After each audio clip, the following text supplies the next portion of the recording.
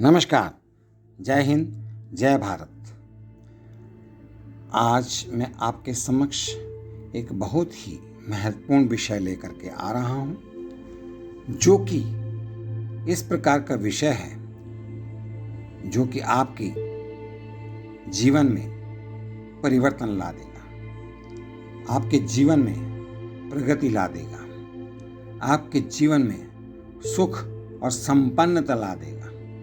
मैं बात कर रहा हूं विश्वास की, फेथ की और भरोसे की। यह इस प्रकार का शब्द है जिसकी शक्ति से, अर्थात विश्वास की शक्ति से, हम आत्मिक सुख, आत्मिक शांति का अनुभव कर सकते हैं तथा साथ ही साथ अपने प्रगति के पथ पर, अपने कर्म क्षेत्र में आगे बढ़ सकते हैं। और ऐसे समय में हमारे सामने आने वाले किसी भी समस्या का समाधान हम आसानी से ढूंढ सकते हैं। यही विश्वास की महत्ता है।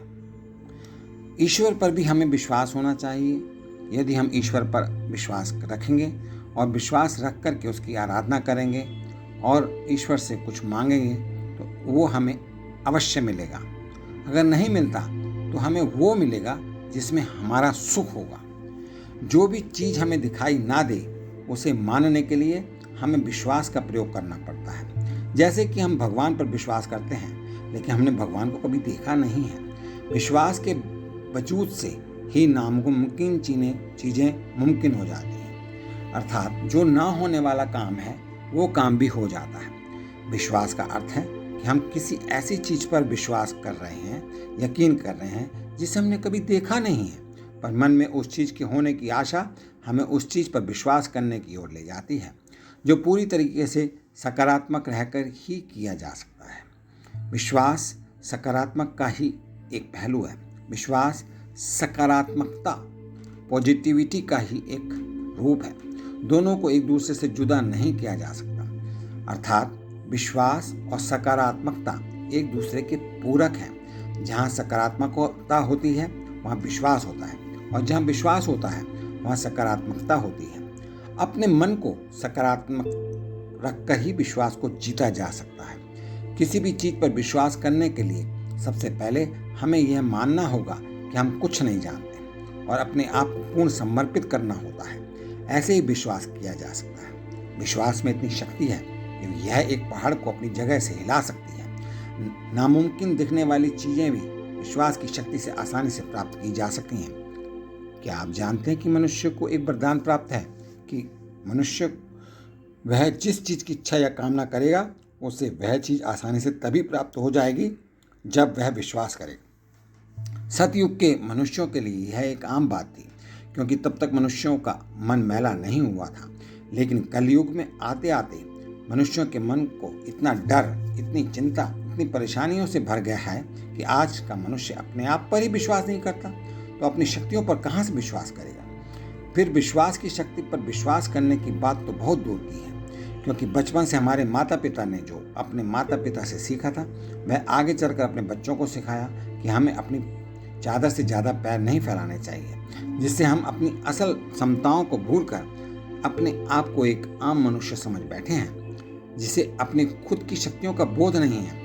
मनुष्यों को प्राप्त इन शक्तियों में से विश्वास की शक्ति भी एक है। जब तक हम यह सोचते रहेंगे कि हम सब जानते हैं तब तक हमारे साथ कोई नई चीज़ या चमत्कार नहीं हो सकता। लेकिन जिस दिन हमने ये मान लिया कि हम कुछ नहीं जानते और उसके आगे अपना सर झुकाकर अपने आप को समर्पित कर दिया, उसी दिन हमारे साथ चमत्कार होने शुरू हो जाएंगे। और यह सब विश्वास की शक्ति से घटित होता है। इसे ही विश्वास की शक्ति कहते हैं और कहा जाता है। हमारे विश्वास में ऐसी शक्ति होती है जिससे चमत्कार घटित हो जाता है। यह सिद्ध करने के लिए कि विश्वास में शक्ति होती है, आप एक ऐसी कामना करके देख सकते हैं जिसके पूरे होने पर आपको बिल्कुल भी विश्वास नहीं होगा, और अब आपको यह विश्वास करना है कि आपकी कामना जरूर पूर्ण होगी। जैसे ही आपको अपनी कामना पूरी होने की बात पर पूर्ण विश्वास हो जाए, वैसे ही आपकी वह कामना पूर्ण हो जाती है। इसे ही विश्वास की शक्ति कहा जाता है। पर अब बात यह आती है कि हमें अपनी कामना पूरी होने का विश्वास कैसे हो। ऐसा विश्वास प्राप्त करने के लिए हमें विश्वास में सीधी प्राप्त करनी होती है। सिद्धि प्राप्त करने के लिए, हमें विश्वास की सिद्धि प्राप्त करने के लिए भगवान की पूजा, भगवान की आराधना, भगवान की प्रेयर करनी पड़ती है। अब देखिए, जिन चीज़ों के होने पर हमारा विश्वास पहले से ही बना होता है, तो वह चीज़ें ये हमारे जीवन में पहले से ही हो जाती हैं।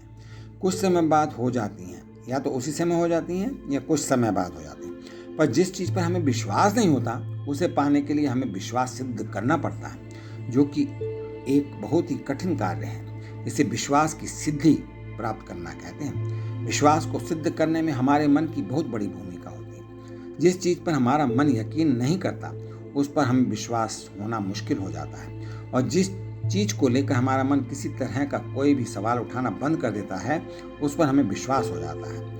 इसे हठ योग द्वारा भी किया जा सकता है। अगर हमारा मन में विरोधी विचार उठते ही रहें, तो हमें हठ योग का सहारा ले लेना चाहिए। हठ योग में हमें सिर्फ इतना ही सोचना होता है कि हम कुछ नहीं जानते, बस इसे पूर्ण होना ही होगा, ये काम हम पूरा करके ही रहेंगे। ऐसा हठ आपके लिए लाभप्रद भी हो जाता है। एक हठी बनकर भी विश्वास सिद्धि किया जा सकता है। लेकिन विश्वास सिद्ध करने का दूसरा रास्ता भी है, जो आगे बताया गया है। यह मन की श्रद्धा का रास्ता है। हठ योग के बारे में और जानने के लिए हम आपको अगली पोस्ट में बताएंगे, अगले वीडियो में इसके बारे में बताएंगे। लेकिन फिलहाल विश्वास कभी भी हमारी तार्किक बुद्धि से जुड़ा नहीं होता। यह पूर्ण रूप से अतार्किक होता है। इसका तर्क से कोई वास्ता नहीं होता। तर्कसंगत बातों पर विश्वास करना सरल होता है, क्योंकि तर्क के पीछे हमेशा कारण होता है। पर अतार्किक बातों पर यकीन करना ही विश्वास दर्शाता है। दरअसल विश्वास की नींव ही तर्क से परे हो जाना होती है। हमारी इस सृष्टि में सभी की सभी चीजें अद्भुत हैं। हमारा विज्ञान अभी तक बहुत सी चीजों के पीछे का कारण तर्क से जानने की कोशिश कर रहा है, पर क्या अभी तक हम सभी चीजों के वजूद का असल कारण जान सके? नहीं। फिर भी हम तर्क से परे इन सब चीजों पर विश्वास करते हैं। इसे ही विश्वास कहते हैं। इसलिए अगर हमें विश्वास सिद्ध करना है, तो हमें अपनी तार्किक बुद्धि से परे जाना होगा। विश्वास को सिद्ध करने के लिए हमें सबसे पहले एक बहुत बड़ा लक्ष्य निर्धारित करना होगा। यह लक्ष्य ऐसा होना चाहिए जिसके पूर्ण होने का हमें आसानी से विश्वास ना हो। अब हमें अपने मन में यह यकीन करना है कि हमारा लक्ष्य पहले से ही पूरा हो चुका है। अब हमारे मन में बार बार उस लक्ष्य के पूर्ण ना होने की शंका उत्पन्न होगी, जिस पर हमें ध्यान नहीं देना है। हमारा मन हमें बार बार अलग अलग तर्क देकर उस लक्ष्य से भटकने की कोशिश लगातार करता ही रहेगा। लेकिन आपको पूर्ण रूप से अतार्किक होकर अपने आप को अपने विश्वास के प्रति समर्पित करना है। जब तक हमारे मन किसी भी तरह का कोई भी तर्क दे, तब हमने यह सोचना है कि हम कुछ नहीं जानते, और हम अपने आप को उस शक्ति के प्रति पूर्ण समर्पित करते हैं। इस तरह करने से हमारा मन किसी भी तरह के तर्क वितर्क देना बंद कर देगा और हमारा विश्वास सिद्ध हो जाएगा, और उसी क्षण हमारा लक्ष्य भी सच में पूर्ण हो जाएगा। इस तरह हमारा विश्वास सिद्ध हो जाएगा। इस तरह से विश्वास करना सीखिए और विश्वास की शक्ति से अपने जीवन में चमत्कार घटित होते हुए खुद देखें। उदाहरण के लिए मैं आपको बताना चाहता हूँ कि सब मान लीजिए कि आप एक मध्यम परिवार के मध्यम वर्गीय परिवार हैं, और आपके पास आपके वेतन के अनुसार घर खरीदने के लिए इतना पैसा नहीं है कि आप एक अच्छा घर ले सकें। तो इसके लिए आप एक मन में विश्वास धारण करके अपने मकान की कल्पना कीजिए। उस मकान की कल्पना करते हुए आगे बातचीत बढ़ाइए और मन में विश्वास रखिए कि आप यह मकान खरीद सकते हैं। इसके लिए आपको थोड़ा सा एक्स्ट्रा अतिरिक्त काम करना पड़ेगा। उसके अलावा उस मकान को खरीदने के लिए बातचीत, नेगोशिएशन प्लस बैंक से लोन आदि की बात करनी पड़ेगी, और उसमें आप एक साथ एकजुट होकर आगे लग जाएं। तो आप विश्वास मानिए कि आप अपने लक्ष्य की तरफ, आप अपनी मनोकामना को पूर्ण करने के लिए 100% सफल होंगे, ऐसा मेरा विश्वास है। इसी प्रकार से भारतीय सेना में मान लीजिए आप अपने बेटे को या आप स्वयं भारतीय सेना में अफसर बनना चाहते हैं। इसके लिए रिटन टेस्ट और इंटरव्यू होता है।